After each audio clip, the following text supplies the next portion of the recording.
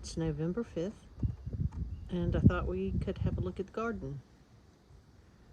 It has been very rainy, so don't bust my chops on all the leafy mess everywhere. And also, I've had to put this off because of extreme noise from leaf blowing. It's blissfully quiet. Now we're in the North Carolina mountains. We're in zone 7A, and I want to see what I can grow to eat this winter. Last year I did a little bit of trying to grow over the winter, and primarily I tried to grow in these green stalk planters,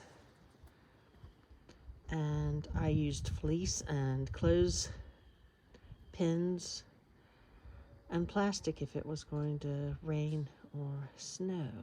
And I actually had some spinach and lettuce through until sort of the March time, early March, when we had a really bad freeze. And so I decided to try again. My husband got me a cover. That little green bit sticking out there holds the cover up. It's a waterproof frost cover. And that means you really can't plant anything in those upper pockets. So it has occurred to me I can try to put some little strawberry seeds and things in those that aren't going to really stick up and be a problem. I've not grown cabbage in the winter before, so we'll see. This one is okay, so confession, I'm really good at labeling and writing down early in the year and not so much later. I think this lettuce is called Alcosa, and I started it inside in August, I think, because it's just too hot here. So it was under lights and in the air conditioning.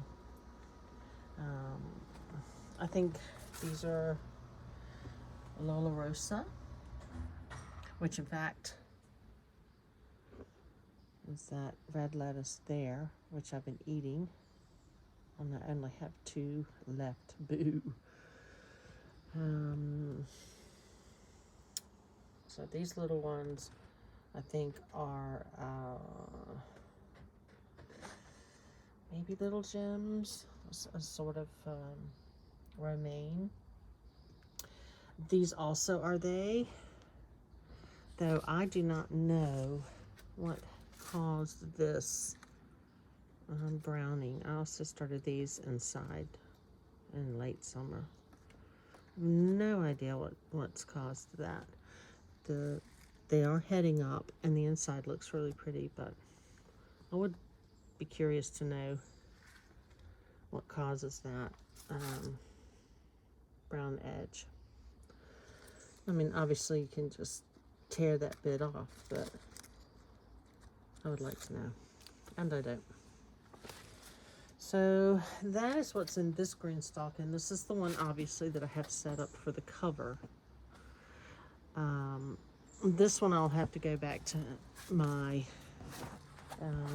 original method of fleece and pins and plastic, which is actually not a whole lot of fun. This is my I hear you. This is my parsley, and I have been using this heavily in food, and also I've been dehydrating some in my dehydrator, and I put it in little spice bottles and use it all winter long. This I think is a little gem too, and this is a hammerhead spinach. It's a Savoyed one. It's an F1, and I don't remember why I got an F1, but I did. I'm not bothered by them the way some people seem to be. And I had to try a couple of times because the first sewing that I did out here did not 100% come up. And then I have these little onions down here. I think they're evergreen hardy white, and we'll go around and look at this. These are the same ones, and I just, cut one every once in a while to use as a scallion. I think they do bulb up into little white onions.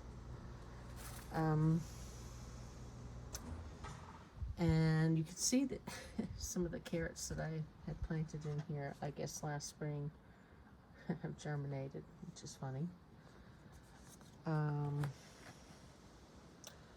Gosh, what is that? No idea.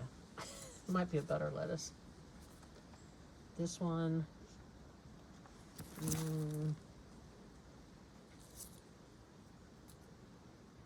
I think that's wild fire mix. And of course, my gorgeous 2 remaining Lola Rosa.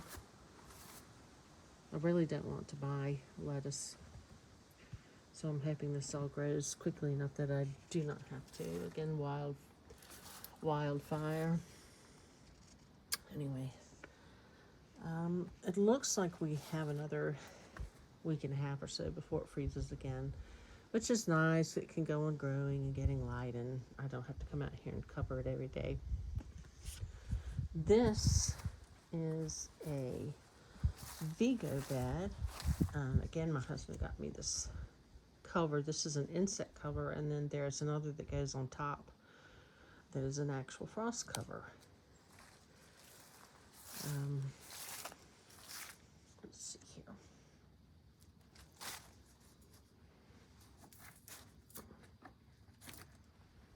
Anyway, this thing zips up, and I have it pulled back. We put containers on all this concrete out here because it was one of the only places that actually gets light in the winter, because the sun is down behind the trees. And so we put these beds here last year. But these have been covered and uncovered a couple times. That is some carrot that needs to be thinned. This again is a little gem, I think. Obviously needs to be thinned, but I'll just thin it, knead it. More Lola Rosa, some of which has been thinned. Carrots. I cannot tell you because, of course, I didn't write it down or put tags out here. Usually, I plant carrots snappily or rainbow or chantenay or what's the one that starts with N? Not.